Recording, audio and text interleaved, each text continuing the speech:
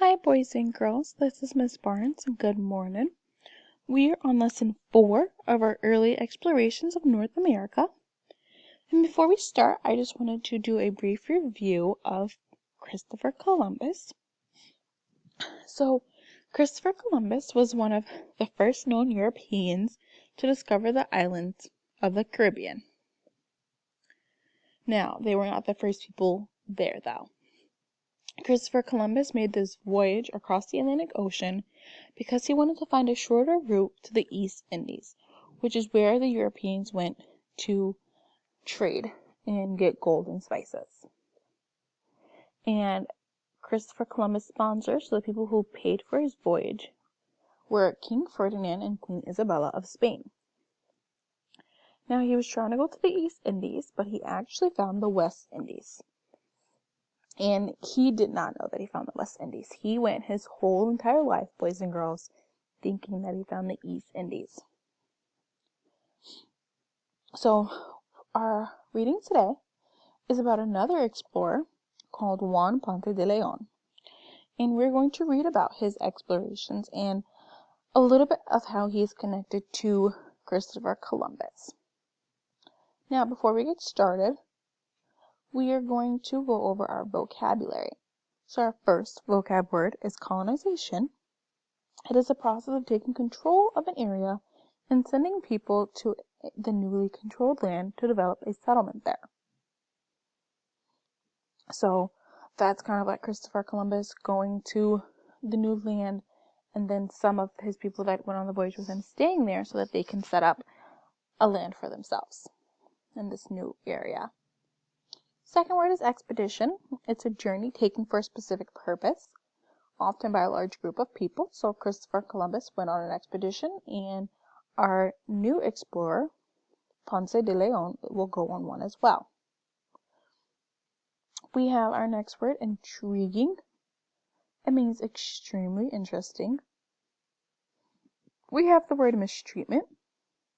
That is poor treatment that is harmful or abuse. And then we have our last vocab word is rebellion. That's an open or often violent attempt by a group of people to overthrow a government or a person in power. So let's just get started right along here with our reading. Again, our explorer today is Juan Ponce de Leon. In early 1493, Juan Ponce de Leon was uncertain about his future. Trained as a knight, he had spent a few years fighting against the Moors in southern Spain. The Moors crossed from Africa to Europe and took over most of the Iberian Peninsula, the land where Portugal and Spain are. This caused a great clash between Christianity and Islam. After Queen Isabella and King Ferdinand of Spain successfully drove the Moors out of Spain in 1492 with their army to preserve Christianity, Ponce de Leon was not sure what he should do next. That all changed in the spring of 1493 when Christopher Columbus returned to Europe after his first transatlantic voyage. Word swept across Spain that Columbus had discovered new islands, possibly islands in Asia, and that these islands were filled with gold and spices. As you have heard, Columbus wanted to claim more territories in honor of Spain, so he organized another expedition to the New World. Thousands of men had come from all over Spain to sign up for Columbus's second voyage, and Juan Ponce de Leon was one of them. Ponce de Leon set sail with Columbus in September of 1493.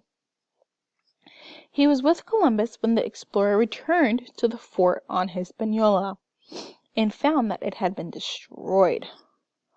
Ponce de Leon participated in the conquest of Hispaniola and eventually settled on the island.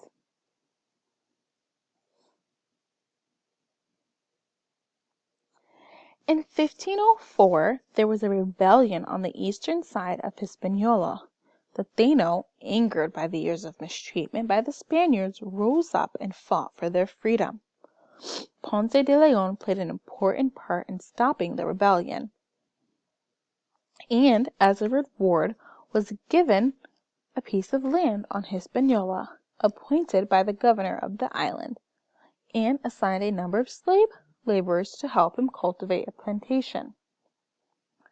Sweet potatoes and a new world crop called cassava grew on the plantation, and pigs, cows, and horses were raised there as well. Ponce de Leon married a Spanish woman and brought her to live with him in Hispaniola.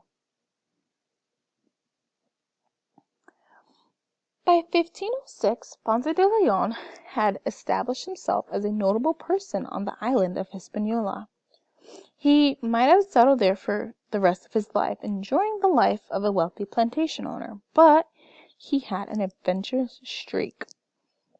About this time, Ponce de Leon began to hear stories about another island east of Hispaniola, an island that we now call Puerto Rico.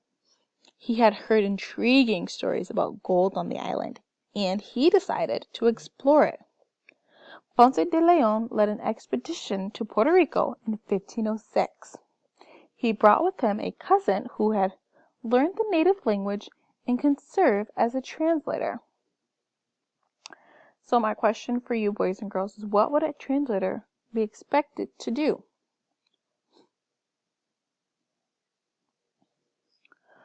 Ponce de Leon met with the natives of the island and made a treaty with one of their chiefs, who allowed him and other Spaniards to hike across the island. To their great delight, they found several large nuggets of gold in the rivers and streams. They also found an excellent, well-sheltered harbor, which is now known as San Juan Bay. Ponce de Leon went back to Puerto Rico a second time in 1508. Once again, he struck a deal with one of the native tribal leaders, who supplied him with workers. These men built a settlement near San Juan Bay and cleared land for a plantation, while the Spaniards searched for gold. In 1509, Ponce de Leon was made governor of Puerto Rico. He encouraged Spanish settlement on the island and the search for more gold. In 1511, the Taino people of Puerto Rico began a rebellion. Ponce de Leon and the Spanish crushed the rebellion using swords, guns, horses, and attack dogs. Juan Ponce de Leon seemed poised for success in Puerto Rico for many years to come, but political problems arose. Diego Columbus, the son of Christopher Columbus, had gotten himself appointed viceroy in charge of Hispaniola. He didn't like Juan Ponce de Leon, so Columbus had Ponce de Leon removed from office. Ponce de Leon decided to explore new lands that would lie outside of the territory governed by his enemy, Diego Columbus. In 1512, Ponce de Leon received King Ferdinand's permission to look for a place that the native people called Bimini.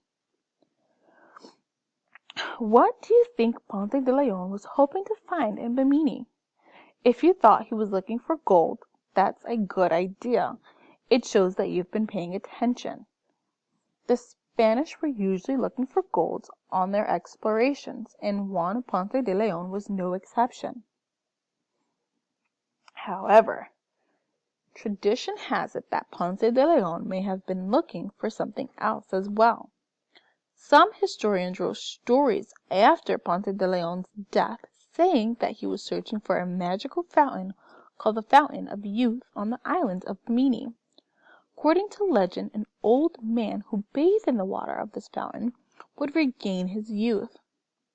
Some historians say that this story may have intrigued Ponce de Leon and that he set out to find the Fountain of Youth. In March of 1513, Juan Ponce de Leon set sail from Puerto Rico. On April 3rd, he and his crew sighted land. Ponce de Leon thought that it was an island, but in fact it was a peninsula, a piece of land that sticks out of the ocean and is surrounded by the ocean on three sides. Juan Ponce de Leon and his men went ashore and claimed the land in the name of King Ferdinand. It was the spring season, which the Spanish call Pascua, Florida, or the season of flowers. The land itself was so full of flowers, so Ponce de Leon named the new land La Flora, or the flowery place. That name stuck, and to this day the land is called Florida. Only a few documents from this voyage have survived, so historians are not sure about all of the details of his travels. Ponce de Leon sailed north along the east coast of Florida, and after some time he turned south. About halfway down the eastern coast of Florida, Ponce de Leon and his captains made an interesting discovery. They discovered that even though the wind was blowing briskly and should have been pushing their ships southward, the ships were actually moving north. Can any of you guess why the ships were moving backward even though the wind was pushing them forward? Ponce de Leon and his men were sailing against a strong ocean current. In fact, they had discovered one of the strongest and most important currents in the Atlantic Ocean, the Gulf Stream. The Gulf Stream is like a river within the Atlantic Ocean. It is a current of warm water that flows out of the Gulf of Mexico around Florida, along the southeastern coast of the United States, and then northeast all the way to northern Europe. Later explorers learned that a good way to get back to Europe quickly was to sail into the Gulf Stream and then ride the current all the way back to Europe. Ponce de Leon and his men found that they could avoid the Gulf Stream by staying very close to the shore. A few days after they discovered the Gulf Stream, Ponce de Leon and his men tried to go ashore to the peninsula, but they were attacked by native people and driven back to their ships. Ponce de Leon decided to continue exploring the Florida coastline. He sailed south and rounded the tip of Florida. He still thought he had discovered an island, and he was trying to sail around it.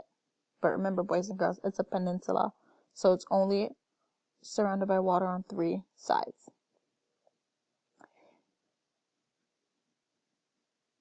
He sailed along the string of islands known today as the Florida Keys into the Gulf of Mexico.